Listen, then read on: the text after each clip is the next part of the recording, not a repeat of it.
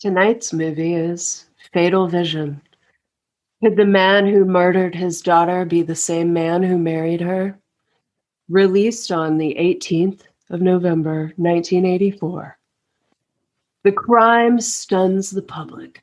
The pregnant wife and two young daughters of Captain Jeffrey MacDonald, MD, have just been brutally murdered. All eyes are on MacDonald. Could a dedicated doctor and brilliant militarist murder his own family in cold blood? Based on Joe McGinnis's #1 best-selling book, Fatal Vision brings to life this extraordinary drama in a powerful, compelling motion picture. After the longest hearing in military history, charges against the highly respected MacDonald are dropped due to inconclusive evidence. Convinced of his guilt, however, his determined in-laws fight for nearly 10 years to reopen the case. A suspenseful trial culminates in a gripping conclusion in the highly acclaimed Fatal Vision, one of the most publicized and thought-provoking criminal cases in modern history. So, lesson 1 was that people are going to break in and kill you. Ooh, yes. It was just scary as a kid. You know what I mean?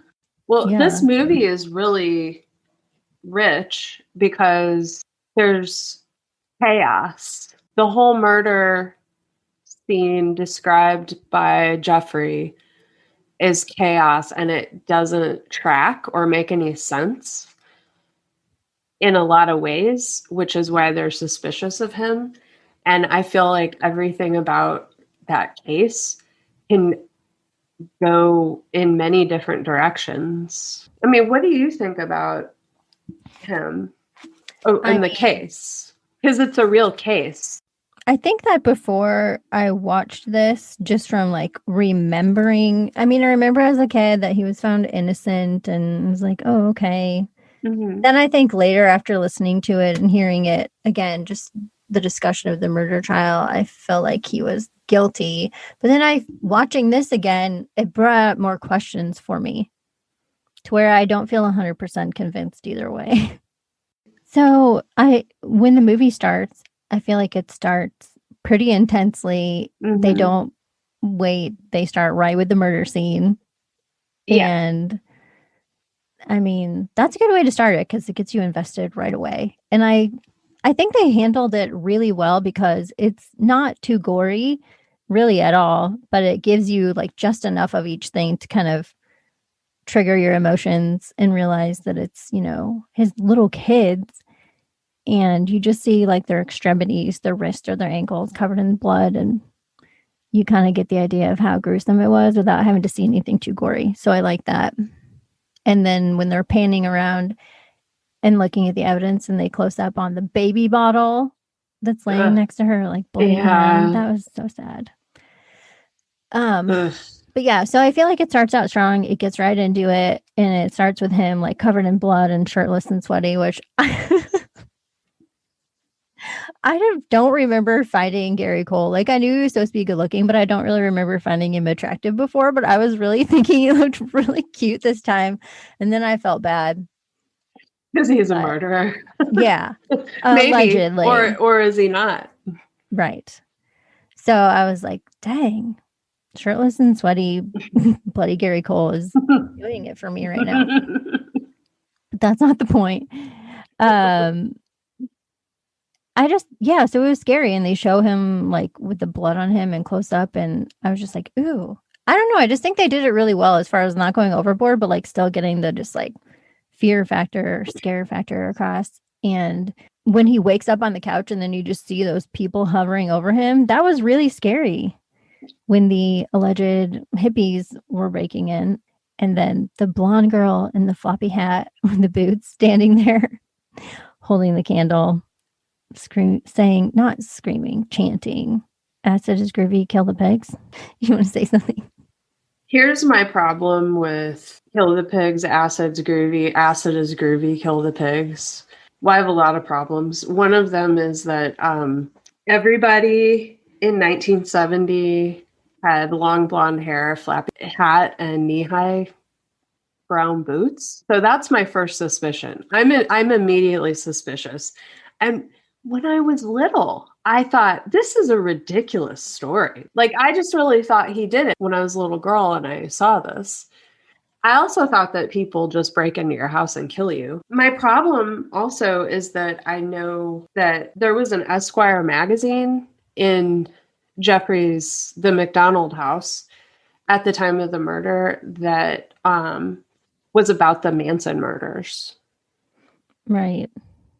It was the cover story. So clearly he was interested in reading it. So the likelihood that he didn't know the MO of the Manson murders is really suspicious to me. Do you really think that these people are going to come and break in? And like, have you ever held a lit candle and walked with it? It's really difficult. And then there's also a struggle and murders happening, but somehow this woman who's like supposedly just tripping balls is carrying around a lit candle everywhere. Like, that doesn't make any sense to me, just logistically. Yeah, unless you have one of those covers over it, it's going to blow out. Also, the Manson murders, the killers were on amphetamines at the time of the murders. Later, it's found that Jeffrey had a diet pill addiction. Okay, so they were his, because I thought he was saying, so he said they were Colette's, right? He was trial. He was hardcore addicted. Yeah, saying because someone brought up the pills and like maybe he was on them. But the drug test was clean at the hospital, but they tested for only heavy drugs, not amphetamines at that time. But then, so they were saying, yeah, because he's up working all night at the hospital, being a surgeon, going through med school, all that stuff. So you have crazy hours. So he was addicted. Okay, that makes sense. Like, I know all this other information because I read the book. Oh, okay. And when? I read it like 3 years ago. The book really, it made my head hurt. Not literally, but it was so confusing because there's also a woman. The hippie woman? Who went around until her death saying that she did the murders. Her name's Helena Stokely.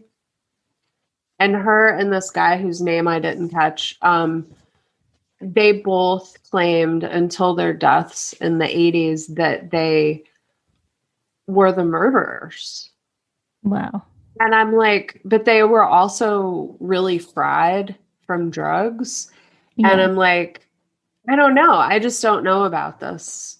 Yeah, there were so many details when Jeffrey MacDonald's attorney was at the pool at the hotel, and then the worker comes up to him and says he knows this woman who lives in the hippie commune house, and he talked to her, and she admitted all of these things of having the hat and the boots and the wig and being out that night on drugs, acid or LSD or something. And everything's lining up perfectly that it sounds like, yeah, it would be her. So, but then it's like there's a $5,000 reward out at that time from Colette's parents for any information. So then it's like, is he just saying this to get the money?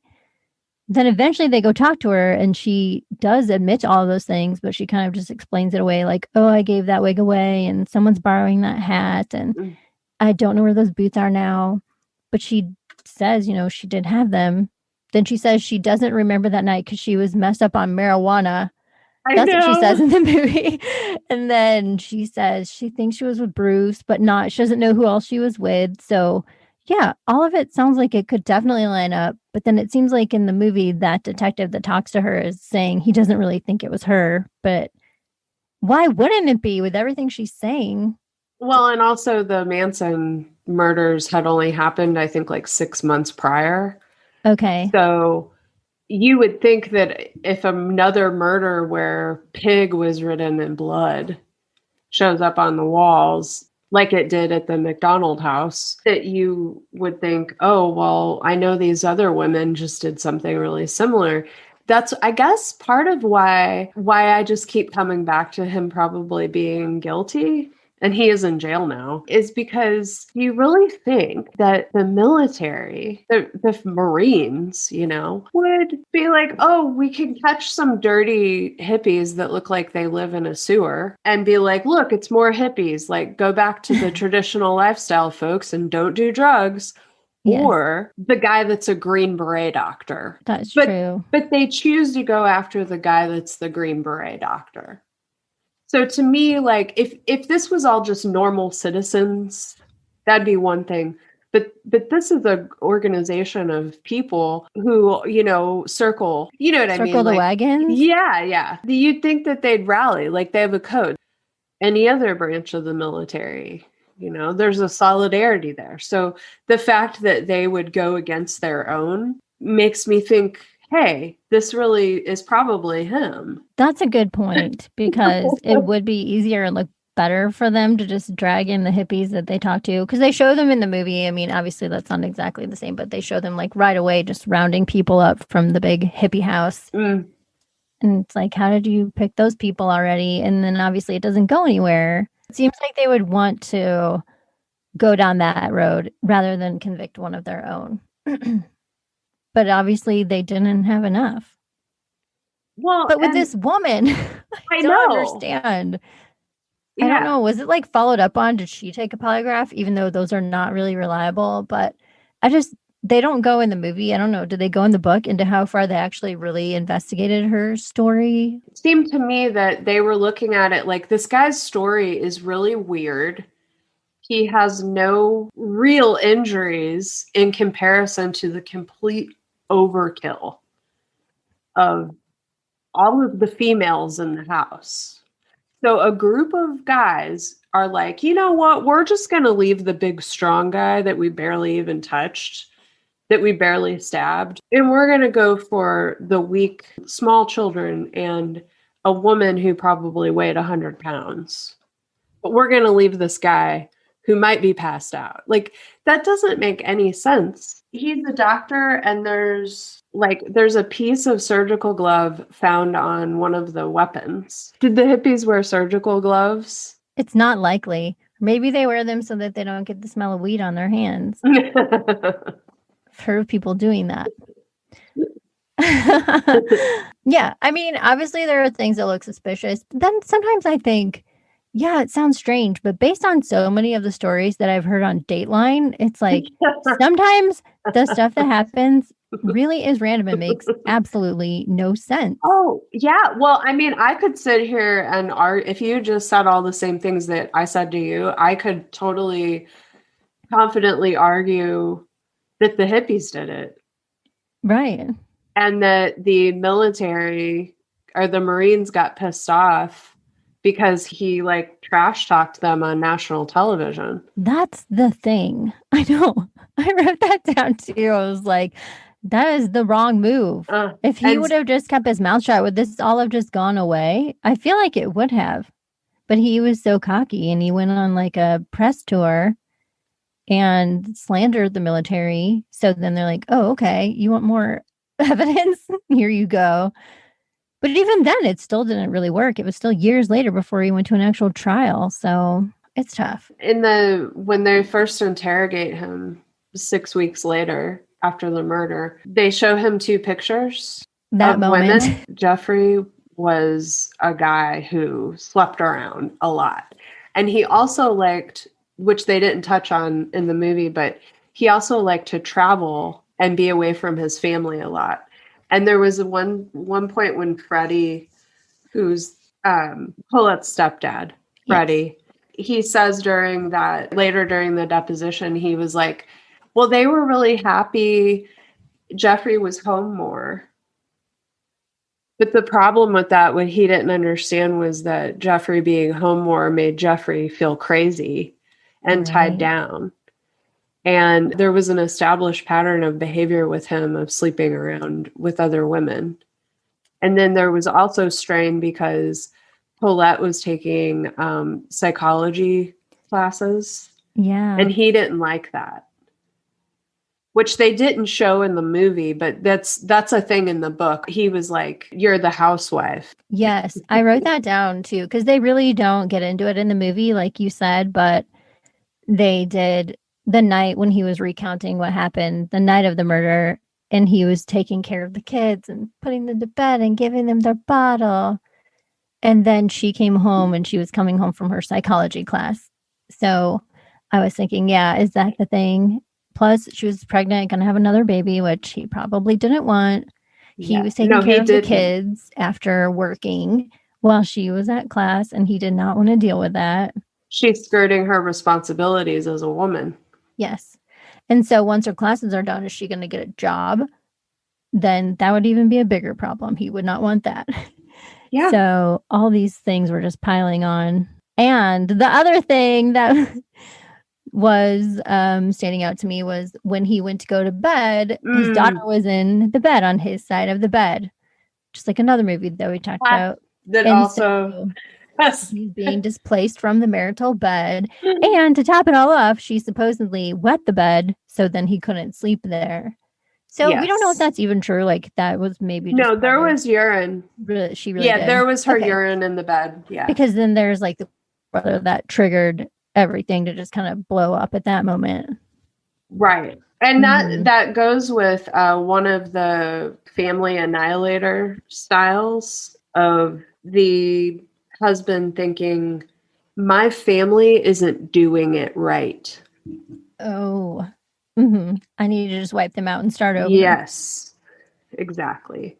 And like, I think John List was like that. Oh, yeah. He had the fanatical religious component to his thing, which I think that Jeffrey, if he did it, he also is fanatically religious about the fact that he's the most important person in the world.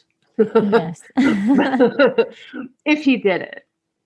Because it's like, if he did it, like all of his behaviors outside of all of the cheating, and there's a lot of other stuff too that I kind of don't remember. But I remember reading that book and being like, this guy's, aside from the fact that it looks like there's actual physical evidence that he did it, because there's also, you know how he keeps talking about how his nightshirt got pulled over and like, they handcuffed him with his nightshirt. Like, I don't understand his story about that. Right. And that could be taken like, because it actually is the way it happened and shit can just be really weird sometimes. Or because he's actually really a very smart guy. He had it figured out that, hey, if I tell like this kind of like crazy story where everything's really chaotic and like, I just sort of don't know what's going on, but stuff happened. And then there's people around with bats and knives and like, I don't know. And then everybody's dead. But me. But the strongest Green Beret in the house. There's evidence in one of Colette's knife wounds. There's fibers from his nightshirt.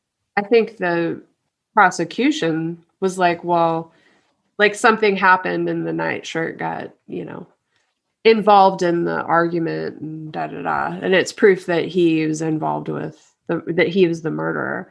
But then on the other side of that, he could have tried to stop blood from coming out with his nightshirt. That's true. You want to really hold pressure on the wound, so some fibers are going to get in there if you're holding pressure properly. I'm trying to remember, in the movie, there was some part where I don't remember who he was talking to, but he was saying that he did get stabbed with the ice pick, just like really superficial wounds, like 14 or 15 times. But then he also, later when he went on TV, he completely, exaggerated his injuries and the seriousness of his condition. But was it a separate time when he was telling someone that he did have like 14 superficial stabs from the ice pick? They had the doctor initially when he was in the hospital.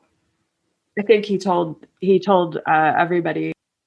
So he had a partial collapsed lung. Right. From the one major wound. You couldn't really even call them stabbings. Like, it sounded like they were scratches. But okay, let's compare this. And this is so grotesque. So I'm not going to talk about how many times a 5-year-old Kimberly and a 2-year-old Kristen were stabbed. Oh my God. It was a lot. Ugh. It was over 25 times collectively. Kimberly was hit in the head twice. Right. And she's a 5-year-old.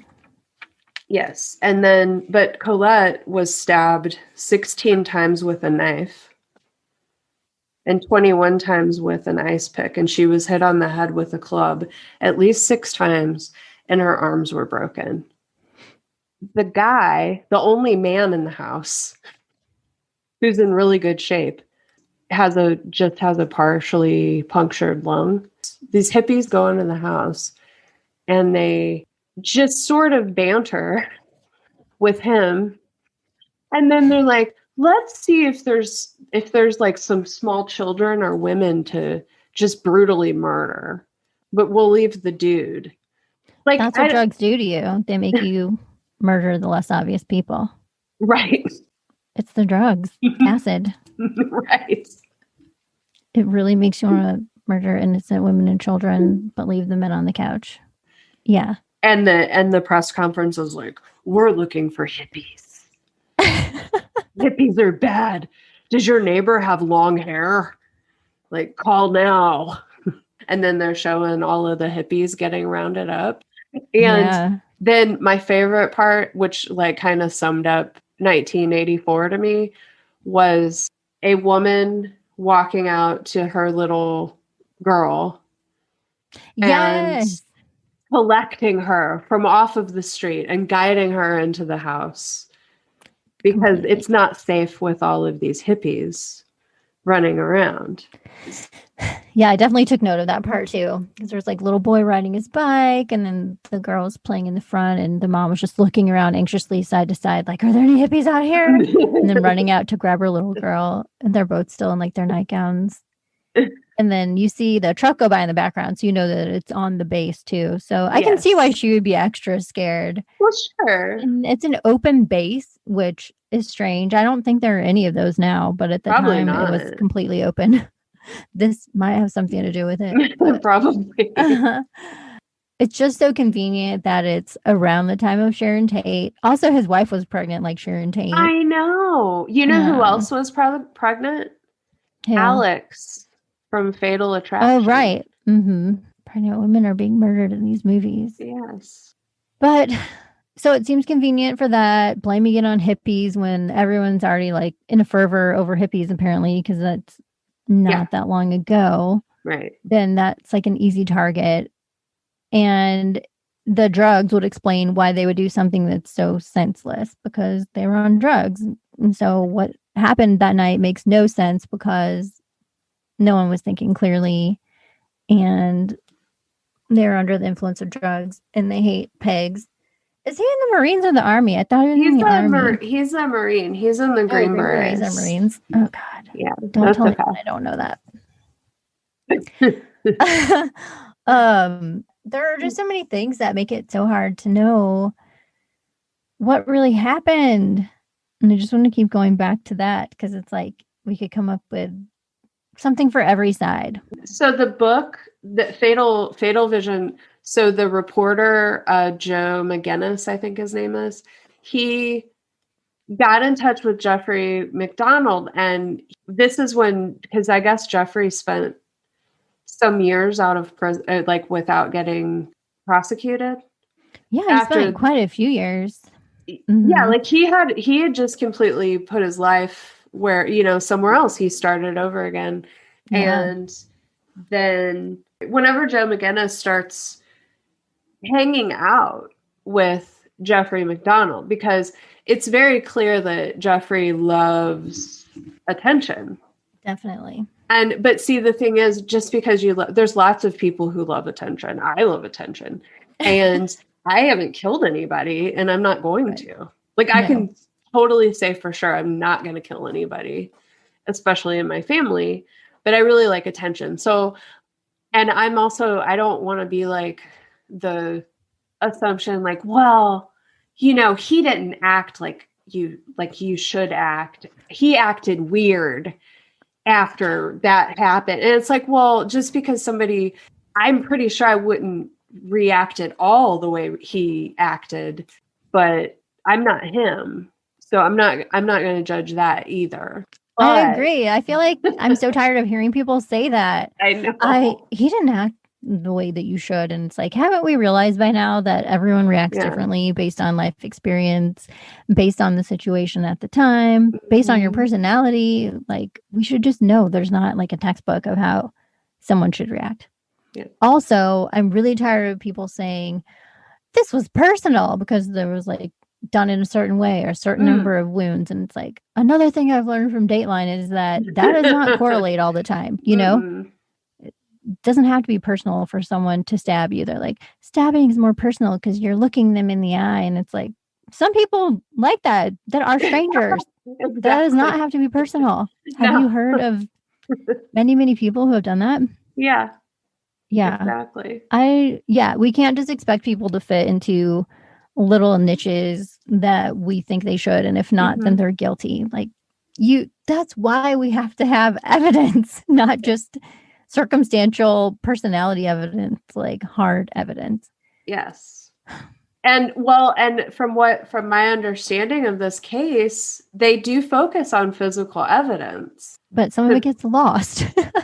Well, that is true too. What do you think about that getting lost? Did they mention that in the book? There was skin that they found under Colette's fingernail and then the sample goes missing. Well, I think it was just that people weren't as careful and there wasn't like as much protocol. I don't think it was any sort of conspiracy of like, let's lose this. What good motive would the Marines have I keep coming back to this, to go after one of their own when they are offered up some dirty, druggy hippies on a silver platter. And they could have easily fit the evidence to those people and they didn't. Instead, they chose to go after a Marine, a Green Beret. It just doesn't make sense to me. I think that's a good point to keep coming back to when I'm questioning the possible hippie motive. That I think, they would have tried their hardest to make the hippie pieces fit if possible, because it's more convenient for everyone and it looks better for them. But they weren't able to. But then that woman, though, I can't get the hippie woman out of my head. And she has, by all accounts, people have signed affidavits saying this woman, Helena Stokely, I think, she told me she killed the MacDonald family. And for the guy, too, whose name I cannot remember for the life of me. But at the same time, Jeffrey's in jail. And it's like, he's not somebody where you go, well, that guy got railroaded. Because, like I said, they've got hippies on a silver platter. Right. And Helena, her and her boyfriend, they were heroin addicts. Oh, yeah. Because later when she's being questioned in the diner, like this is a couple years after she had initially talked to them and someone else is questioning her for the next hearing. And she again says, she kind of gave a mixed up answer there in this scene where the detective's questioning her. And she says that she knows who did it. And she says that the doctor, so Dr. MacDonald, wouldn't give one of her friends methadone. She was like, can you believe that? He wouldn't give it to him. So it's like establishing some kind of motive of why they would be there, because they kept asking him, were any of your drug patients angry at you? And then she talks a little more and then she acts like, oh, no, I didn't do it. I have nothing to do with it. And it's like, at the beginning of this conversation, you were kind of alluding to the fact that you did have something to do with it. But then like, by the time you're done with your coffee, you say you didn't have anything to do with it and you storm out. It's just so strange. Then I was thinking, like, did she have anything to do with it through him? Like, was she a patient and she slept with him for methadone or something? I don't know. My mind started going in other ways. Because why does she know? And why does she keep coming back into it? And did that have a possible link between the two? Well, he had a whole closet full of various pharmaceuticals. Really? In his house? Yes, in his house, and he also had scapulas. Scapulas, shoulder blades? No, Scalpels? scalpels. He had a closet full of shoulder blades. I was like, that is alarming. That makes him sound more guilty if he has his closet full of shoulder blades. I was like, I know this is not the right word. Yeah. He had, and like syringes and all of this medical equipment and a lot of pharmaceuticals, including like psychotropic and opioids and stuff. And whenever they asked him where he got them, he was like, well, this whatever place he worked at was closing and they were going to burn everything. So I just took it because it was stupid to waste. And I give my relative needs, a heart prescription or whatever. I don't remember what he said exactly because this is from the book. But he had tons of diet pills. He had what's that stuff called that they put? Herbalife? They use it. Yeah, they had herbal. He had herbal. He had tons of Herbalife. Actually, what happened was that Colette got him into a multi-level marketing scheme. No. Oh, no. Okay, so it's one of the drugs that they use to like sedate people with schizophrenia. It's really hardcore. Like Haldol? Maybe something like that, yeah. And he had that. Wow. So the likelihood of him having interactions with dirty, druggy hippies is pretty high considering he has like a full pharmaceutical closet. I didn't know about that pharmaceutical closet. That helps my theory even more. I wonder if they ever looked into something like that. Did they mention anything in the book? I don't remember. I mean, I did read the book 3 years ago. I know. I want you to remember every detail. Is the book pretty much like pro him or anti him? Joe McGinnis comes out to California where Jeffrey's living, and they have a deal to do this book. So Joe McGinnis has full access to him. And as he's being around him, he's starting to pick up these details because when he started, he was kind of leaning towards this guy didn't do it and he was railroaded. And also, the military was very malign in 1970. Oh, Vietnam. Which is further reason for them to not be like, oh, hey, one of our Marines is a murderer of his family. From a PR perspective, like, I guess I'd be more surprised if the military was framing him. That just doesn't, I'm sorry, I just can't wrap my head around that. No, you're right. I will agree with you. And then still, in a few minutes later, I'll go back to thinking that the hippies had something to do with it. Yeah. I can't stick to one thing. Whatever I hear, I'm like running to it like, yes, that sounds good. Mm-hmm. And then that sounds good. And then I'm coming up with he had a connection with a hippie woman. And that's sounding good to me. But he could also use the fact that he maybe gave drugs or refused drugs to her or one of her friends. He had exposure to her and he was like, well, they're filthy hippie druggies. Perfect so scapegoat. They'll just be rounded up and thrown in jail and end of story. Yes. So I'm sure he thought it would just get wrapped up with a little bow like, oh, it was these hippies. Boom. Oh, you're a doctor in a green beret. Yeah. You're one of us. It sounds like it should be enough, but you're right. Mm-hmm. Obviously, there was something. But he went on his publicity tour. Yeah. Right. Which, again, is one of those things where, like, that seems really tacky to me. It does seem in poor taste. I would 100% agree. And he clearly likes the attention. And I watched like the original, there's like I found a clip a while back when I read the book of him on the show. And I saw him on some other interviews and I was like, this guy is shady. Like, I just got this gross feeling from him. And I was like, my gut didn't like him.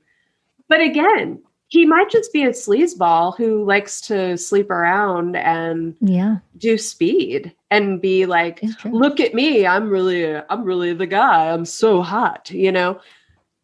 Just because you're like that doesn't mean you're a murderer. Exactly. Like they said, so many people cheat on their wives, but it doesn't mean that they're going to murder them. Yeah.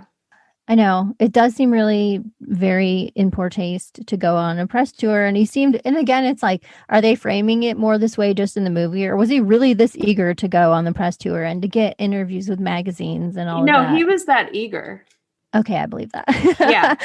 I think after I heard this, because I think they did this on My Favorite Murder, like a couple years ago, I heard it. And then I looked up more about him and remember being like, ugh. I want to look at it again and see the interviews because, yeah, he's 100% cheeseball, 100% like womanizer, narcissist. But again, is he a murderer? Yeah. Well, he was some of the psycho. Okay. Speaking of the psychological evaluations that were performed on him. So the Rorschach test in the movie was one of my favorite because they made it look like this almighty psychologist could just tell what kind of man he was based off of the stories that he told from the blotches. And like, I do think there's actually something to being able to tell about something about a person by what they think of first. And like, I took improv for a little bit. Right. And there was this one guy in one of the classes that I was like, this guy has like creepy, violent fantasies. Because when you're doing improv, you're like thinking quickly, what's just coming out of your mouth? What's flowing on out? And the stuff that was flowing on out of him was like weirdly violent and creepy. So I do think there's some validity to like those old psychoanalytic methods of evaluation, but I just like the simplification that they used in the movie of like, this is a symbol of him being evaluated psychologically. Exactly. Like he couldn't have done it. He passed the test with flying colors. Like there are many people who can pass those tests and then go to dinner that night and murder the person they went to dinner with. Yes. I think maybe then they had less awareness of that than we have now. They were still more just by the book, like, oh, well, if he ticks this box, then he's innocent. There's like no nuance. It's like you're either straight psychopath and you're going to fail all these tests and divulge crazy information and wildly fail your Rorschach with terrible imagery that's violent, like you said, or you're completely innocent. And it's like they didn't see room for anything in between. And yet they still went after him as being the murderer. The military was not interested in the results of those tests. Well, and what's interesting is whenever Jeff's mom, Harry, gets the call about what happened and that he's been arrested, or however they do it in the military, she says, whoever did this would have to be crazy. And I was like, actually, that's not true at all. No. And the first person I thought of was John List. Yeah. He didn't appear crazy to anybody, probably except his family, but to outside people, he wasn't crazy. Then I looked up like a bunch of statistics about familicide. Ooh. Although I like the term family annihilator. Yeah. Because it like sounds more violent. Yeah. Less scientific. What did it say? What did they line up with what you were seeing with this case? Or with Jeffrey MacDonald? Well, I mean, there's like 4 different kinds of family annihilators. And I'm not going to go through them because it's just like, I don't, but there's one group that's called anomic. What's that mean? That's the category. So anomic is this, what's the guy's name? It's like Kierberg or something. But anyway, so it started out as an economic theory, but it translated into, they started using the word for whenever you have a person that is losing control of his life, like losing control. Usually that's in reference to economic, like he lost his job, he can't support his family. Basically, the John List is a good example of an anomic family annihilator because his family, his daughter was being a sinful teenager who like wanted to act in plays, which was really sinful or something. Oh my goodness. Also, he was horribly, horribly in debt. Basically, though, what it boiled down to was that his family wasn't good enough for him, and then he killed them. So it's like it's like there's frustrations of my family isn't good enough, and there's chaos here, so I'm going to lash out violently and kill them. Those are the guys that start over somewhere else. There's other people that annihilate their families, that are abusive. They're very jealous, paranoid, generally aggressive, feel like their family's property. So there's all different kinds of motives. So you think Jeffrey MacDonald would fit into the anomic model of the family annihilator? I think so. I feel like if he did it, it was because he was just sick of having a family. That's what it sounds like it would be. I mean, just from the things that we kind of talked about before. And again, in the movie, they don't really go into a lot of detail, except through the flashbacks of the grandparents, they kind of hint that there were problems, but they never really get into too much depth. So they're living together more now for the first time. Also, in the beginning, when they first show up and they're reuniting in North Carolina at Fort Bragg, Colette's dad brings her and the kids to meet up with him. He's not there when they get there, which is like, okay, he's busy. But that just kind of gives you an idea of like, oh, it's not a high priority for him to be there to meet them when they arrive. He doesn't have any furniture there, and he had told Colette that it would be at least partially furnished by the Army. And so it's showing that he's put no thought into preparing for them to like make it nice for them or make them comfortable when they get there. I mean, he lied to them. Oh, saying like, it would be it ready. establishes a pattern of him lying or it hints at it, which he did have a pattern of lying. Sounds like it. But so it was like hinting at that because she was basically like, well, you said the Army was partially furnishing it. Right. And they did not. And so it wasn't even a thing of, if you said, I'm going to partially furnish it, and then you didn't get to it in time. I mean, he deliberately lied. He knew the whole time that the Army was not partially furnishing it. It's like, why even lie about that? Well, and then he's like, we can just sleep on sleeping bags on the hardwood floor, which to me was showing that he wanted to be in control of the situation, and that her dad was like, why don't we go to a hotel? And there's no reason not to, but he wants to be the one that makes. It was like, I'm making the decision here. This is my family. Right. I'm making the decisions, and I'm going to say that sleeping bags are good enough for my family. On the hardwood floor. Despite the fact that my wife is like practically in tears because I disappointed her because she knows I'm a liar. Yeah. By that point, she knows. That is one of the things with family annihilators. A large percentage of them feel like they have ownership over their family, and they see them as objects.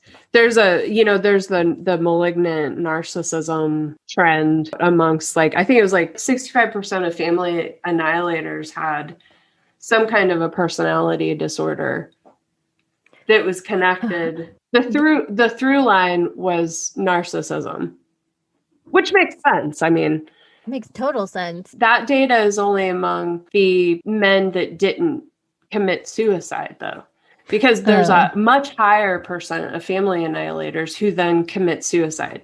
Mm-hmm. And they're more like, oh, my family can't survive without me. Right. And I'm failing. These are the guys that are like out of work. Mm-hmm. They just can't life's throwing them a bunch of curveballs and they can't handle it. And they have that like masculine, like brainwashing of, I'm the man. No one can take care of this but me. And if I'm not there, these people that I own are just going to wither and die. So I'm actually saving them. That's a very different thing than, hey, I like to pop diet pills and party with chicks, man. And my wife keeps getting knocked up, and now she's taking college classes, and I have to feed the fucking kids. That is where he draws the line. Yeah. Yeah. So John List was like that, where it's like, oh, well, my family's become accustomed to this certain lifestyle. And now that I don't have this income anymore, they're not going to be able to go on with less money or in a smaller house. It's like they're just making the decision for them. Like, oh, it's better to just be dead than have to live without me or with without my money. Well, and I was thinking about that, and I was like, it seems like the deeper thing is that they would rather have their family dead than have their family See them as a failure. Mm-hmm. You're right.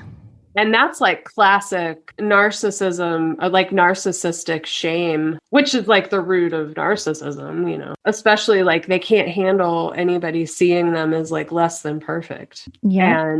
But I don't think that's what this is. Oh, with Jeff and MacDonald. No. I think he thinks everyone else already does think he's perfect, but they're not perfect enough for him, like you said. Like, so he just needs to get them out of the way. Even little girls. And it's like, because then if he just killed his wife, he would have to live with the little girls and take care of them, and that would get in his way. And if he divorces, he has to pay alimony, and he's tethered and he can't live his Playboy jet set lifestyle because he's a doctor, goddammit. It wouldn't look good if he got a divorce. Oh, there's also that. Yeah, because there is still a stigma around that. I forget that like sometimes the divorce used to be frowned upon. Definitely. In the military, there's probably an element of that, or at least in the 70s there was. And then when they were removing the bodies of Colette and the girls, there was like a priest there. So if they were Catholic, then there's definitely like a stigma against divorce. Well, also in the book, if I remember correctly, Colette found out about his affairs. Okay, so in the movie, they never say that. No, but like they make it seem like she did. Like she kind of knew, but she didn't know for sure. So tell me. So that makes me think that I wanted to ask you. So you know the scene, the flashback with Mildred, Colette's mom, has a flashback of being in their apartment with one of the little girls. I think it was Kimmy. So, okay, back to me seeing this movie when I was like, what? Were we 6 or 7 or something? Yeah. What the fuck? It's a Sunday night movie. So it's like on Sunday night for families to watch together on like NBC. I'm the same age as this little girl. Exactly. She's got blonde hair. I've got blonde hair. And get this, her rainbow shirt. Yeah.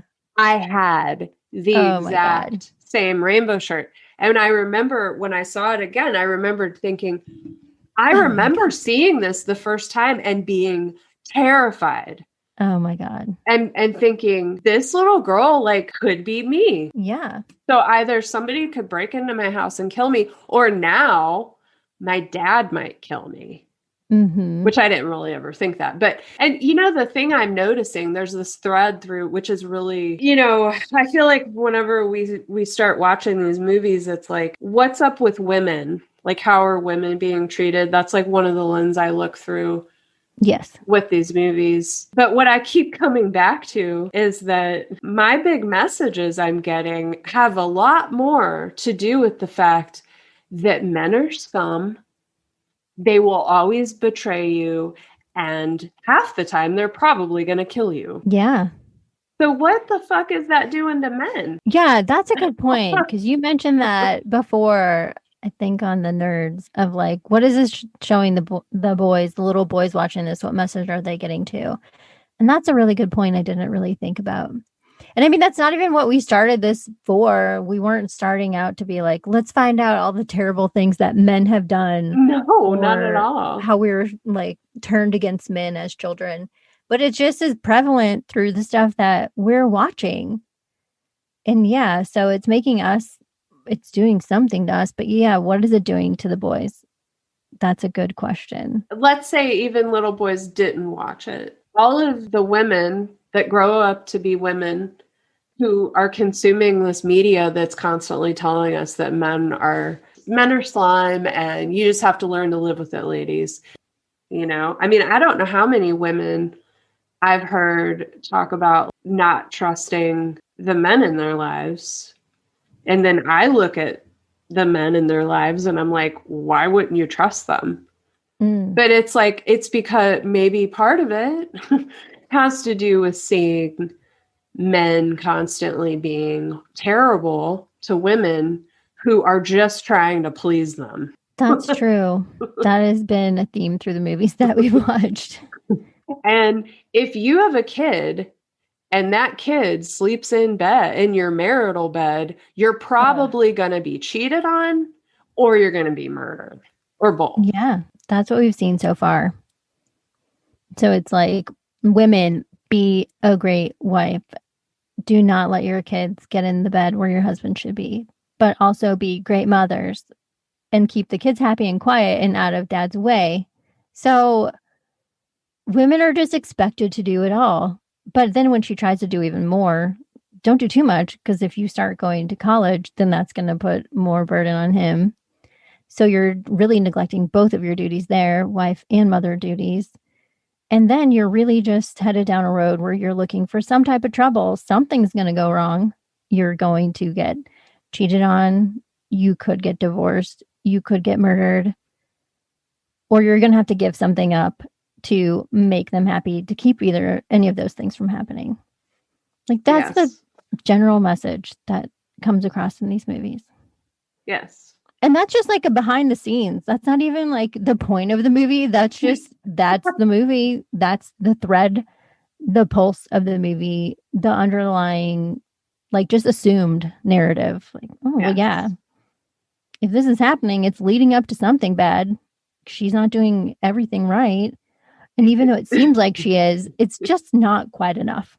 Exactly. Why did she let that girl get into bed with her? And then why did the girl have to wet the bed? Yes. And that was enough to set him off. God damn it. He already had to do the dishes. And now what? He has to clean up after his damn daughter, who already cock-blocked him. It's a double whammy. If he did it, that would, I would say, definitely be the seminal event that kicked it off that night, right? Yes, totally. He woke up to pee in the bed because he was sleeping in the bed too. Oh, I thought he brought her when he was going in. She had crawled into his bed and peed in it. Yeah, you're right. Sorry, I don't know why I thought that, because earlier he made this comment that didn't fit when they were interrogating him. Mm-hmm. He made a comment that was like, I got up out of bed. Yeah. Did you? Yes. And they didn't say anything about it at the time. And I was like, but I was wondering about that too. Well, and I guess, so my visual of it, this is how I made it up in my mind. Oh, if he had been in the bed. The little girl crawled into bed with them after the Jeffrey and Colette were already in bed asleep. Like, she just crawled into bed and snuggled up by her dad. And then she wet the bed. And then Jeff woke up and saw and probably felt what happened. That was the last thread. He's already sick of his family. He's already having affairs with other women. He's on diet pills. Amphetamines are notorious, which were amphetamines at the time, which are notorious for, like, people having violent episodes. Then probably Colette wakes up too. She probably is like, don't get pissed off or something. You know what I mean? She's probably like, come on, like, because he's like kind of a baby in a way. And it's like, in the sense that, you know, he's not supposed to do any of the woman work. So there's probably some kind of like fight. Yeah. And then it just fucking went haywire. And maybe she was like, I know you cheat on me. And maybe everything came to the surface. Right. He snapped. If Miss Stokely and that other guy, the hippies, if they hadn't been walking around telling people that they did it, I wouldn't debate at all. I'd be like, yeah, he totally did it. I just think it's so bizarre that these two people would insist that they were there. Why would you do that? Yeah. What is their motivation for saying that? Unless they just really want to be like, what's the word I'm looking for? Infamous or notorious, like the people involved in the Sharon Tate murder. And for some reason they would want that. But you because would think their brains are fried with drugs, so they're not thinking clearly. They were both addicted to heroin, and they were addicted for a long time. What if she really legitimately did not remember what happened. And he didn't either, because they had a real fucked up, wild, crazy drug night, and they often black out. College.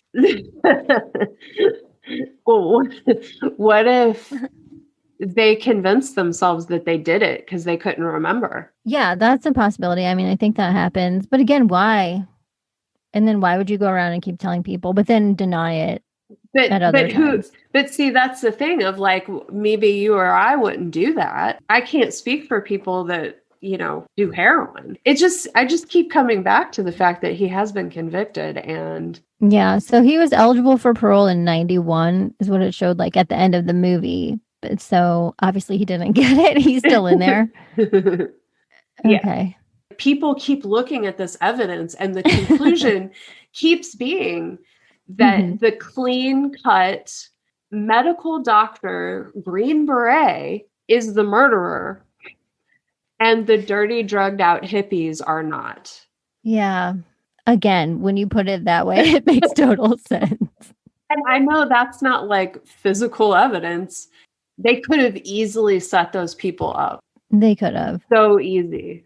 They could have. Why does she keep going around saying it? What if they came to him and were like, hey, you have drugs. Like, we want some drugs. And he says, I'll keep you guys supplied if you come in and kill my family and make it look and injure me slightly and make it look like, you know, real crazy. And then I'll just act like I don't remember anything. What if they were there, but he was also involved? Yes, that's what I'm like. Kind of along the lines of what I was thinking too, of if he had some involvement with the hippie woman, like, because she knows about it and she used drugs. He had drugs.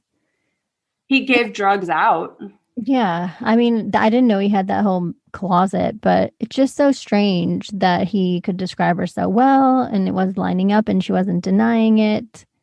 And she did give some details that made it sound like she was there, but then it's just too coincidental. I feel like there is some connection between those two, between Jeffrey MacDonald and the hippie woman and the drugs. That's the only explanation to me that fits all of the evidence, both physical, like actual real evidence, but then also the context and behaviors of the people involved. That makes more sense than anything else. Does anyone talk about this link at all or this possibility? Well, okay, so whenever Fatal Vision was written, I don't think anyone knew that Miss Stokely was running around saying that she was involved, because she had moved somewhere else, and this was something that came up later after the book was written, I think. So I feel like Joe McGinnis discounted that and was like brushed it off as Miss Stokely looks like every other woman. She's in this ubiquitous uniform that's basically like the 1970s version of yoga pants. Right. So that was kind of how he framed it. But also Joe McGinnis was hanging out with Jeffrey and being like, this guy is callous. He got creeped out by him. He did. Yeah. And that was what made him be like, wait, I think maybe this guy actually did it. Because I feel like he came in thinking he didn't do it. Okay. And then after hanging around him, he was like, wait a second. And then he was investigating what Jeffrey was telling him about his life story and coming up with like, this guy's a liar. Uh-huh. Like he operates from a place of how can I look amazing at all times. And that's why Colette's father or stepfather, you said? Freddie, that's what he found out too, because he kept asking him, like when the military was first doing the hearing to determine if they were going to bring charges against him. And they were making it private so no one could see it. It was just done on the base. Colette's stepfather kept asking him, because Colette's stepfather and her mother were both supporting Jeffrey. For a long time, they believed he was innocent. And they were fighting for him. But then her stepfather just kept asking, hey, can you get me the transcripts from your hearing? Because he wanted to use it as more ways to help him and like get the word out that he's innocent. And then Jeffrey MacDonald just kept delaying it, like, oh, it's a lot of paperwork. I don't know if I can get it. Regardless of whether or not he's innocent of the murders, he would hide it because of the infidelity information that would be in there that he wouldn't want her parents to know. So I'm like, that doesn't necessarily mean he's guilty. But then obviously, as Colette's stepfather reads more and more, he's like, this is not adding up. And actually, he was saying that anytime he personally asked Jeffrey for information, he would just get too tearful and he couldn't describe anything that had happened. But then later he saw like a newspaper where Jeffrey had given an interview and given all these details. So he was like, wait a minute, why won't he tell me anything? But when it's a reporter, he'll just spill his guts. And so all those things were adding up to where he started to doubt him as well. Freddie says, is their story for sale? That's what Jeffrey's doing. He's like doing his Hollywood tour. Yes, he's doing the press tour of his family's murder. So after Freddie, Colette's stepfather, is already becoming suspicious because he read the different story in the newspaper and he still hadn't got the transcripts. And then he sees him on TV, Jeffrey MacDonald, giving his account of his injuries, and they're completely different from what had actually happened. He made them sound much worse, that he had almost died and that he spent all this time in the ICU. And none of it was true. Colette's parents really became alarmed and started really questioning him. That was kind of like the turning point, I would say. Okay, so now is a great time to tell you what my favorite quote. So whenever Jeffrey's on the late night talk show, he's describing what happened that fatal night, and he says, I had just finished putting the dishes away, even though I'm a Green Beret. This says everything, because that statement is so loaded, because I'm a Green Beret, God damn it, and I am here doing my wife's work. Yeah, just like what we've been saying. You're right. That sums it all up. So then he's telling the story of what happened that night. And he keeps talking about how Colette call out to him while she's being murdered and say, why are they doing this to me? Now, when I first heard that, I thought, why are you doing this to me? Makes way more sense. Again, I don't want to be like, well, I wouldn't say that if I was getting murdered. But right. But at the same time, it like seriously sounds like something you actually really would say to somebody who you were very close to that was murdering you suddenly. Yes. It just seems interesting to me that that she didn't call out for help. And I thought, well, he's like trying to stick as close to the truth as possible so he doesn't fuck up his story anymore. But obviously he can't say, why are you doing this to me? So it's like I had a body response to it of like, that's a weird thing. It is a weird thing to say. Just that's the only thing you say. Why are they doing this to me, Jeffrey? Yeah, I feel like there would just be screams and just like help, like you said, just general like help me screams, or maybe just yell his name. If she thinks he's in the other room and she wants him to come, maybe you would just yell for him, but not be like, ask him as if he knew why it was happening to her. Exactly. It's bizarre. And you're right. Just interchanging that one word with you makes way more sense. And that probably is what actually happened. If he did it. Yeah. Well, to me, that statement, why are they doing this to me, makes almost no sense. Whereas, why are you doing this to me, makes a lot of sense, especially considering that he's actually convicted and sitting in jail. Yeah, it makes more sense when you think of it that way. Well, I also feel like there's all of these discoveries of false confessions, people being wrongfully convicted in these atrocious ways, and all of this stuff is rightfully coming out and being exposed. And there's all these documentaries that are trying to like exonerate people. And it really makes, on top of all of like the suspicion around cops and everything, it makes it really easy to suspect that what the authorities are telling you is bullshit. Mm-hmm. Especially when like there's this alternate of these hippies that are they're like walking around confessing for 10 years. So it's just easy to still be like, well, I don't know. I guess deep down, I feel like it makes the most sense that everybody was involved.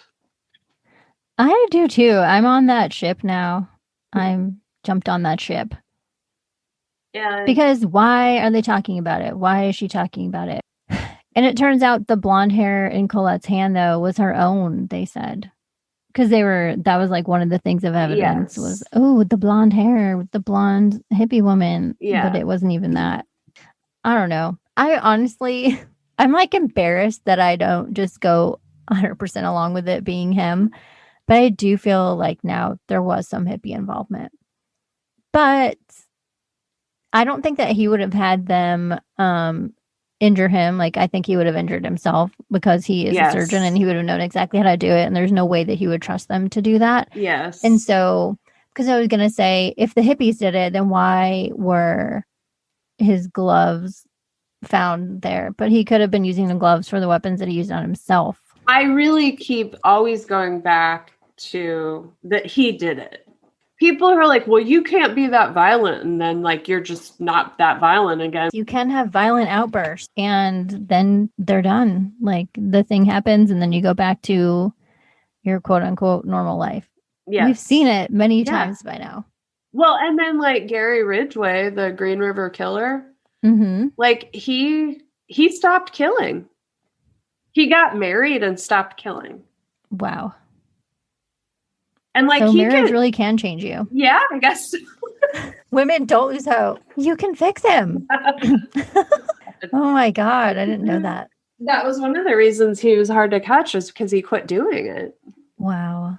Anyway, that's not here nor there, but I mean, it makes the most sense. His blood was everywhere. His pajamas were everywhere. Their blood was all over him. I mean, his story is bonkers. His story's dumb. But given the actual physical evidence against Jeff, he was not happy about another kid. When I look at these old nuclear family dynamics that are the ideal, I find that what it really is saying is that, woman, if you don't treat your man like a child and just slip right in there and be his mommy, then you're not doing your job.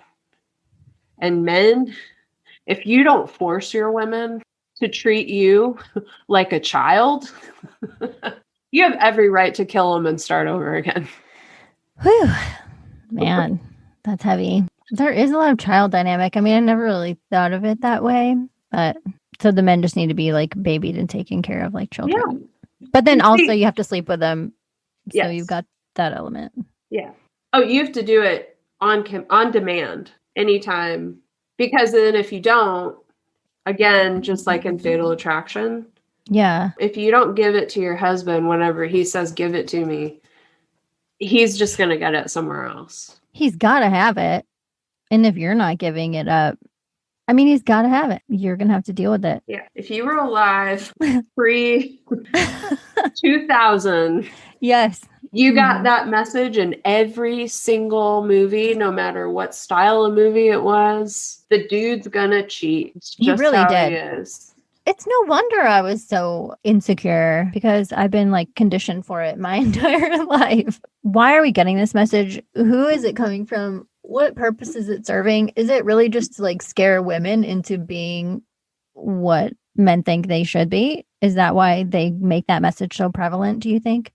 I don't know anything about current celebrities unless they like get in trouble for something terrible. Yeah. Like an actual crime. If you're a modern celebrity and you didn't commit some really weird crime, I really don't know anything about you, and I don't want to. I don't want to give energy, and I don't mean that like in an insulting way. Like, I don't want to give them my energy. I mean it like, I don't want to put my energy, my weird energy of like, I'm spying on your life onto somebody who's still alive. Because I actually think that people feel that coming at them. And it's like, why do a lot of celebrities go cuckoo? It might be because they have all of other people's energies like constantly bombarding them. And so I don't want to do that. It doesn't feel good to me. But if you're a dead celebrity, I want to read all of the salacious gossip I can find. The bigger, weirder scandal, the better. And what I have found is that Hollywood, from its very beginning as the movie industry, attracted really disgusting, perverted, gross men. Yeah. And that legacy is alive and well. So my thoughts on it are that, yes, we are being conditioned, but we're being conditioned by really gross men who want women to be submissive. And so they're just, and I don't think that they're going, oh, we're going to put this message in the movie. It's just that they already think that way. And so it's just going to be naturally reflected in whatever they're making, because they're creating an ideal world. Right. These gross guys who are just like gross in the sense that they're wallowing in their own shame to the point where they have to treat people like shit all the time to feel better about themselves. Their ideal world is one in which they get to treat women like shit. Yeah. But I don't think that's reflective of the average guy. No. Not now. I think maybe back in 1970, I do think, I mean, like, clearly, you know, women were treated really terribly by nice guys, It's just my personal experience with men has been that they're generally pretty great. Yeah. I haven't, with extreme exceptions, most of the men I have been in any kind of relationship with have been trustworthy gentlemen. And I know that that's not a lot of women's experience, but it's been mine. So my experience does not line up at all with the lessons that I received from these movies we've been watching. And there's been this weird struggle where I can see that playing out, like you said, with like, oh, this is probably why I like get jealous for no reason, for seemingly no reason. I feel like we were just kind of raised to be on guard about those things based on all of the images that we saw. Like we said, just from these few movies that we've seen, that's been like a prevailing message. And that's not even what we were seeking them out for, but it's just there. Maybe it's not prevailing because it's just kind of the undercurrent, because like we said, it's just assumed that's just the way that it is. So they don't even make it a big deal in the movie. It's all the time. A backdrop. Yeah, it's just a backdrop because that's the reality. And so you just take it as normal. And yeah, I think it has to affect you. If you see that over and over and over as your example of what's going to happen in a relationship or a marriage, is that like, well, eventually he's going to cheat on you and he could possibly murder you, or you could possibly have to murder his mistress. Like, things can go wrong. While you're just going along minding your business, thinking that you're doing everything normally and doing the right thing and that everything is fine, it's not. And so you can't really ever relax or be secure because you're just waiting for the other shoe to drop of the one time that you don't make dinner or don't have sex with him, or just any little thing that's just like, oh, well, that I have been tolerating her all this time. I have been a good guy. I have not cheated. I've been doing the right thing. And this is enough. I've had it. Now it's my turn. And I'm just going to this is what guys do. I'm going to do it. I'm going to cheat. And it's just, that's the way it's been. It's like, it just shows this buildup of like events. It's going to happen eventually, but when? And then there's just one turning point where it happens. And you just expect it in the movie. And then eventually you expect it in real life. And I was definitely so jealous. So I really was kind of like a long-term relationship queen. So I didn't have a ton of experience with that. But yeah, my experiences have been good, except I did have a college boyfriend who did cheat on me. So then it just like fulfilled my fears, like my prophecies, really. But then eventually I did get back together with him, which I was so embarrassed of that I like hid it from my friends because I was like, I can't believe that I'm going back out with this person after he cheated on me. But that set me up for having trouble trusting. So then when I met Dan, who was like totally opposite of this person from college, right. I mean, Dan had to really deal with a lot for a long time of me being really jealous and suspicious. And I'm glad that he like stuck it out with me because he was getting all of this treatment that was not based on anything he was doing. It was just based on my experience and my preconceived notions of what is going to happen in a relationship. And so I blame all of these movies for that. I do too. Like, and rewatching them through the lens of what message was I picking up as a susceptible child who doesn't have a filter of this adult content, the more I'm like, whoa, this stuff like really shaped what I expect. Yes. And I knew that, but people don't talk about it. I feel like people, well, because it gets into this area.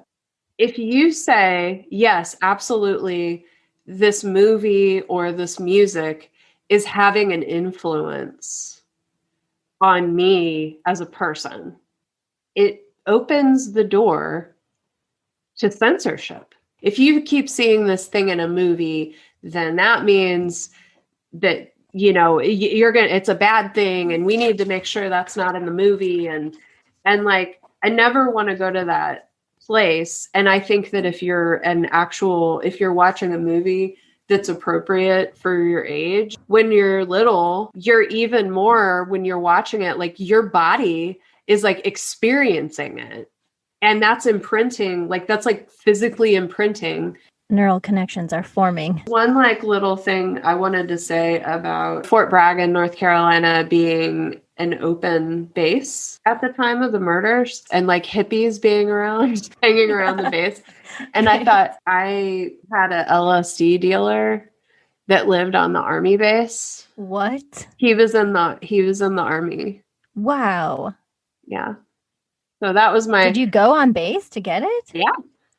Oh, wow. But at that point, it was not an open base, correct? Well, it wasn't an open base, but the way that I met him was through a friend of mine whose dad was a colonel.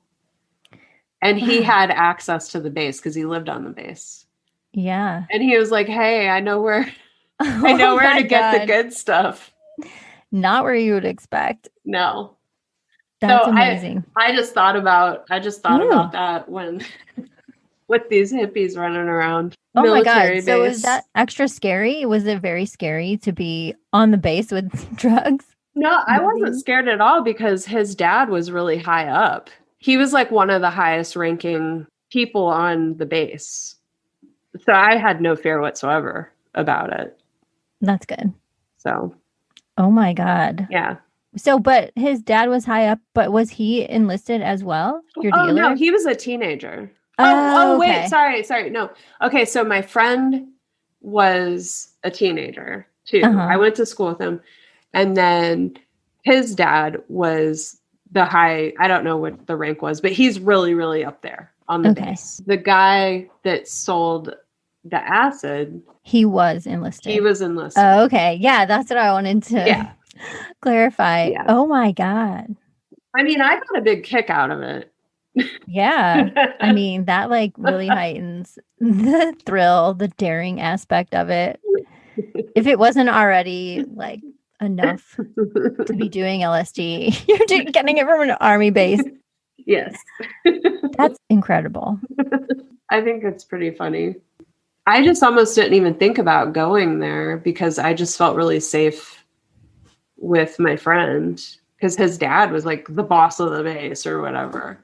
So your personal experience led you to think of the hippies around the base in Fort Bragg on an open base. Yes. And then Well, What did you think about that? That made it make more sense? Well, that's what made me think that maybe they went looking for drugs, or that he was actually dealing drugs to people, given the giant closet of drugs, and also the fact that he had obvious knowledge of specific drug addicts. Yes. So I was like, well, it wouldn't surprise me if a military guy was selling drugs, because I've had experience with a military guy selling drugs. So exactly. So it does happen from personal experience. Yes. So there's some good like circumstantial evidence. So we know that it happens. And so like the hippie woman, when she was being interviewed later in that diner, and she said the detective was asking her about Dr. MacDonald, if he ever gave her or her friends drugs or something like that. They kept different people harping on, were any of your drug patients angry at you? And then when the detective was talking to her, then she did say, yes, he wouldn't give my friend methadone. Can you believe that? He wouldn't give him any. So then it's like, was her friend one of his patients, a surgical patient at some point? And if he was, that would mean he was in the Army as well, because you don't work on civilians if you're an Army or Marine doctor. So that's another connection to where that person could have been on the base as well, this friend that he didn't give the methadone to. And so then did Dr. MacDonald make a deal with him on the side? Like, I can't prescribe you anymore, but if you come to my place, I have a whole closet full of these drugs. And then that somehow could materialize into whether or not he did enlist the quote unquote hippies to help him, or having them there and establishing that they do come around made it more plausible when he did use his story that they were involved. Yeah. I really feel like the drug and hippie element is a big part of it that I feel like no one talks about. Well, it's because it can't be explained. That he was providing them drugs somehow. Or, I mean, like, well, also, why are these people confessing? Like, it doesn't fit. Like, them, like, he fits better with the evidence. Yeah. From what I could tell. And clearly from what a jury can tell, and everybody else that pursued him. So, I just feel like he did it. I know. He is in jail. I just want to work in the hippie and personal drug supply element. Has to have something to do with it. Either just he was trying to strengthen his alibi, or he was connected them in some way. He just was. Totally. He'd have to be, or else he wouldn't know about them. And they wouldn't know about him. I know. There's something there. Yeah. We'll have to look into this more. But okay, he did it. It just makes sense. Well, we're not even to part 2. Cheese and rice. Oh my God. There's so much. I know. There's so much. So I think we've talked a lot this time about the message that we did get, even if it was subconsciously and not a huge part of the movie, the message that we did get as women, as far as what to expect from how men treat us and how relationships can go and what the expectations are for us to keep everything in line. Basically, we need to keep things in line or it's going to get out of control in one way or another. And it's like, it's just an unspoken fact that it's the woman's responsibility to do that. And I think that your favorite quote is so good because it's lyrical and it sums up everything. It really sums up everything that's kind of like our theory of what set it off. So, say it again. I did want to say that this movie made me terrified of ice picks. Ooh, yeah. Like, I went over to over to Aunt Pishy's house, like later after I saw this movie, and I pulled her drawer open and she had an ice pick, and I remembered just like recoiling and being like, like, when you're a little kid, like that seems ridiculous now, but like it really scared me. I mean, I think they are still kind of scary. They're made just for stabbing things. I mean, there's nothing you do with that besides violently hack away at something. Yeah, that's true. And they did show when the grandma was having one of her remembrances, they were putting something in the freezer and she had the ice pick and was like hacking away. She's like, where's your ice pick? And she's like hacking away at the ice. I was like, okay, we get it. Foreshadowing. Yeah. So that was like foreshadowing. And then also going against one of the things he said, because when they were questioning him and they said, did you have this knife? Did you have this ice pick? And he was like, no. But I'm going to say, okay, yeah, he could lie and say they didn't have it, but it's kind of dumb to say, no, I didn't have this knife. If you did, why not just like, yeah, I had this kitchen knife and I had an ice pick. What's the big deal? But they're kind of making it seem like he was lying about it. But if you move a lot and you are like going place to place and you're not the one that's primarily in the kitchen, maybe you don't know what knives you have and you don't know what ice pick you have, especially when you're a surgeon in a green beret and your wife is the one that's at home. Why would he doesn't have to know that. So I don't think that that's like strong evidence either. Also, why were their knives made like daggers? Did you notice that? It's like, who has a kitchen knife that's shaped like a dagger? What is that for? Maybe they're like old steak knives. I guess they called it like the hickory knife or something. It had like a wooden thick handle, but it was just straight down dagger style. I've never cut meat with anything like that. I don't know. Oh, speaking of knives, okay. Mm-hmm. Since you're a doctor. Oh, God. He pulled the knife out of his wife. Okay.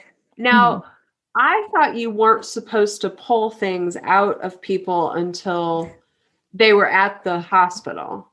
Right. That's true. Right? It would generally be recommended to keep it in there. And I was surprised that they didn't mention that in the movie as well, because they were kind of harping on every little detail of what he said. But then if they did say anything, that's another thing where it would just come back to, in a moment of panic, if he really hadn't done it, you just see a knife in your husband or wife and you want to take it out. You're not thinking in like a medical way at that time. Yes.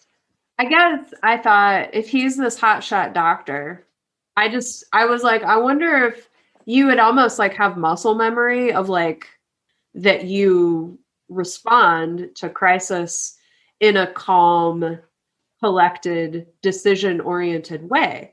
Like, isn't that why they torture you 4 years of medical school and deprive you of sleep so that you can handle stress and still be able to make logical, clear, concise, rational decisions?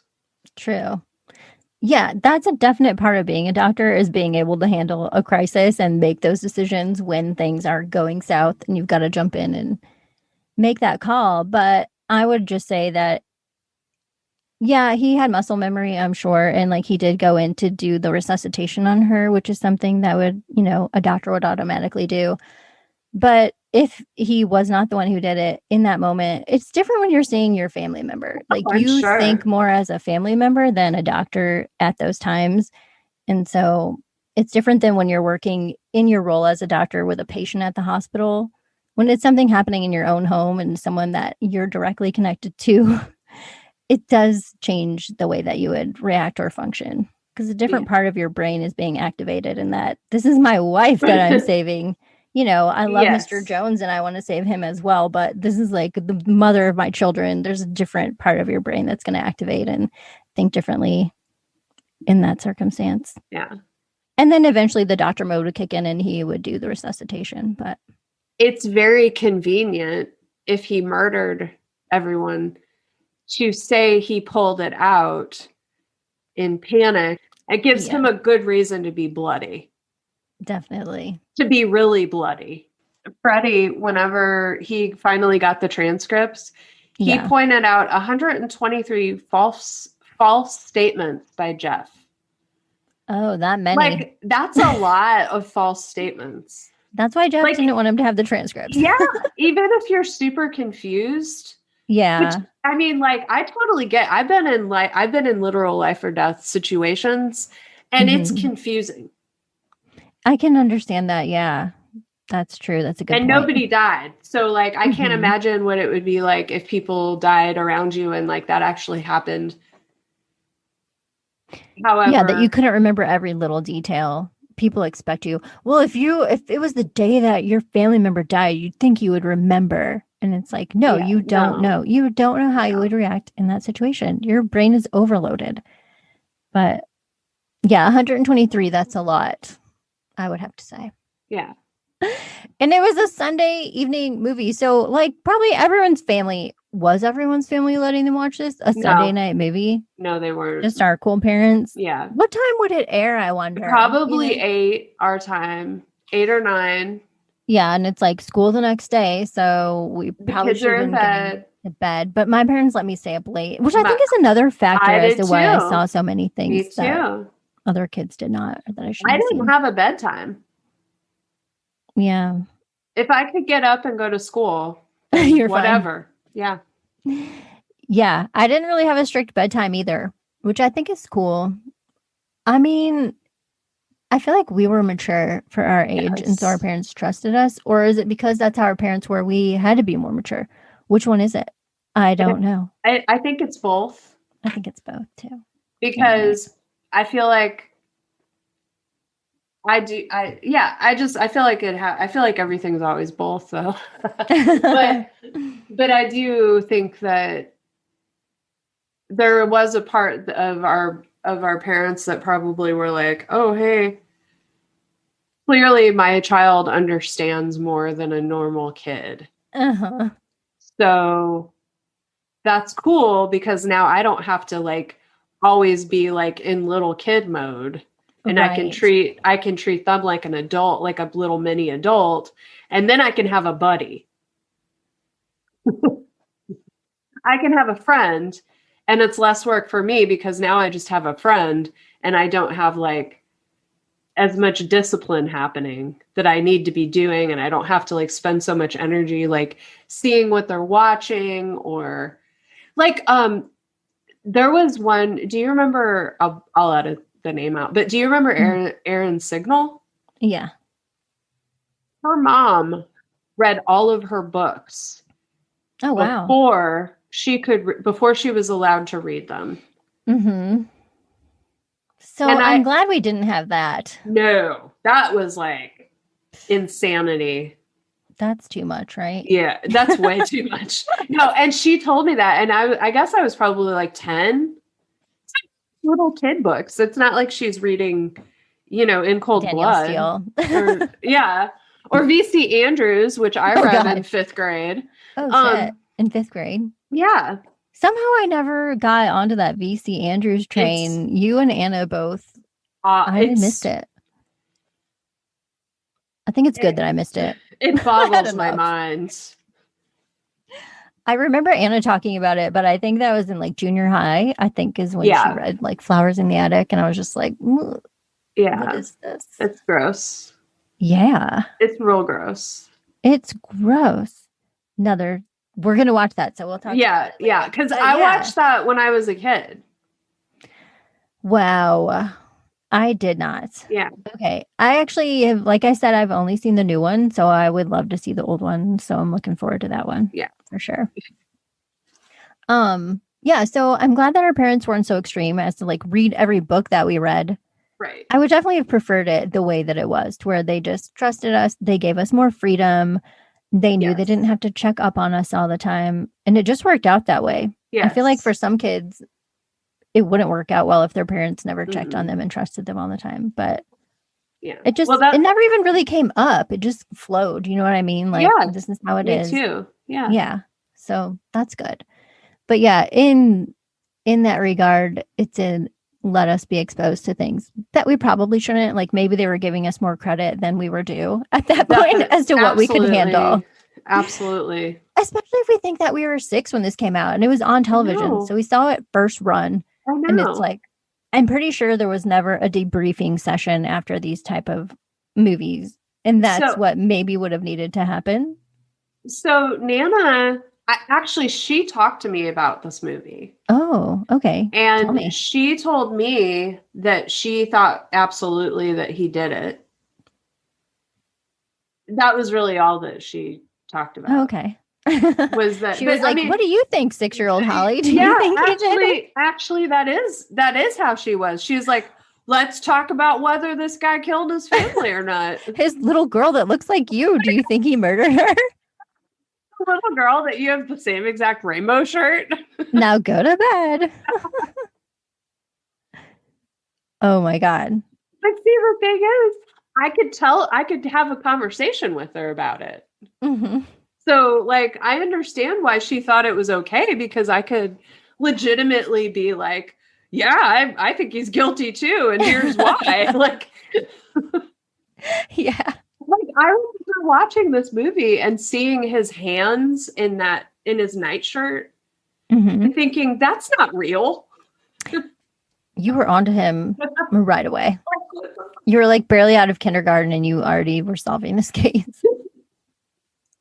So obvious. What?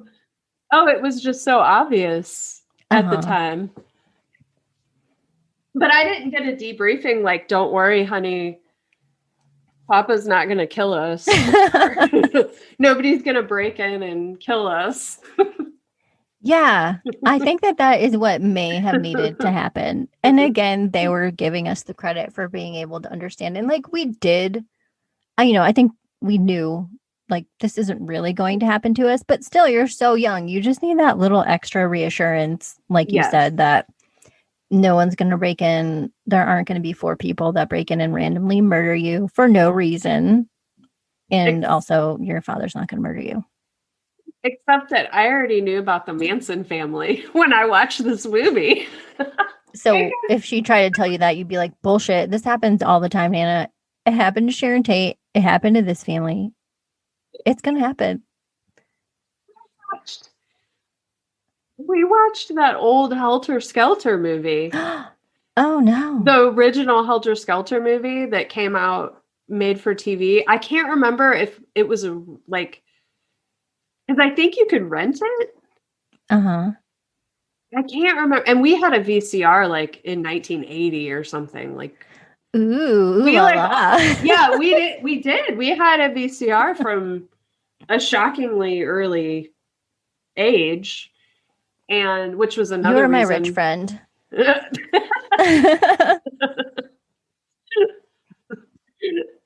I'm not kidding. We were okay. Yeah, but by like GC standards and by like my standards, it was like, oh, they have a VCR. And like your house was nice. And yeah, Papa worked at the mill. Like if you work at the mill, then you're like a rich Granite City person. That's basically it. Yeah, that's true. Yeah. I guess I didn't really think of it like that. It's true. Yeah. As a non-Granite City Steel family, you like look at the Granite City Steel family. Really? Yeah. I had no idea. You didn't know the power that you had. I had no idea. Yes, because they made more money than anyone in town. Well, like they got paid really well. Yeah, and it's like, they did. Oh, okay. They're the elite squad. Yeah. Well, and they had their union, which was very good at taking care of their employees. Yes. At the time. It was a great place to work at the time. Yeah. Yeah. So if you were in that, you were like, oh, I had no idea. Wow, in the Granite City know caste that. system. Right. Yes. It's true. Well, we saw this Manson movie. On your VCR. On the VCR. Or it could have been on, but it also could have been on TV. But see, I guess I know for sure it was on VHS because later when I was a teenager, I rented it from Dave's Movies and More. Yeah. And and so I know they had it released on VHS, and Nana is a true crime buff. Okay. So she would have, yeah, she would have rented it. Mm-hmm. But it could have been on TV too. But regardless, we watched it. Yeah. And very young. I already knew that could happen. So then seeing this was just like, oh, okay. Maybe it happens. It's not just like a fluke. Right. This happens everywhere. Yeah. It's happening coast to coast. It's true. Both coasts. So it had to work its way to the Midwest eventually, and Exactly. you were going to be on the list. It only made sense. The Midwest is always last to get the trends. It's true. Yes. It was inevitable that it was coming. Just a matter of when. Oh my God. And since you knew about it, it would probably happen to you. Exactly. I used to go around at night after my parents went to bed and check all the doors and windows to make sure they were locked. That's great. And I know it's because I saw these movies back to back. That would do it. That would definitely do it. So at least it taught you to be safe. Yeah, yeah. Well, and I'm security wise. I'm sure that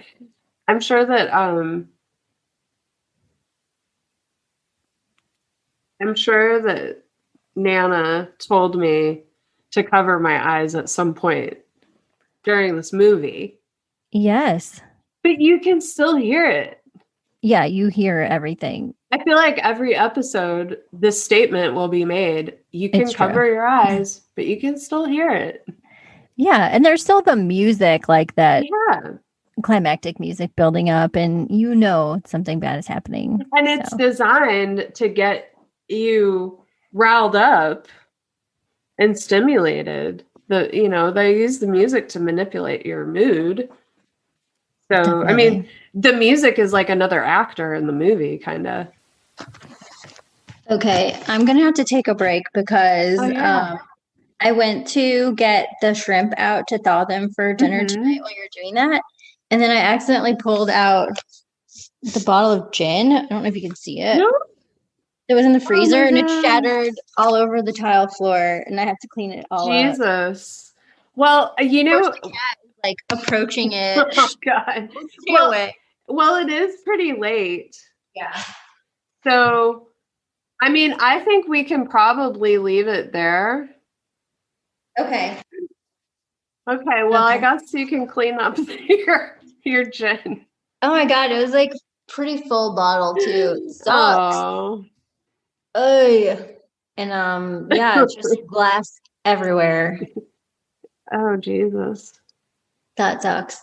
So now I'm not gonna have dinner ready, and I broke the gin, and I'm gonna have a mess when Dan gets home from work. Well, so I'm really on track for being murdered. You are on track for being murdered. You're being a terrible housewife. Definitely cheated on, maybe murdered. So I really need to go take care of this. My life depends on it. Clearly. Oh, God. Okay, so we'll just talk later. Yeah. We're going to be on Thursday for the second part. Yeah, but we probably want to talk before that. Yeah, we'll talk before that. Yeah. Okay, cool.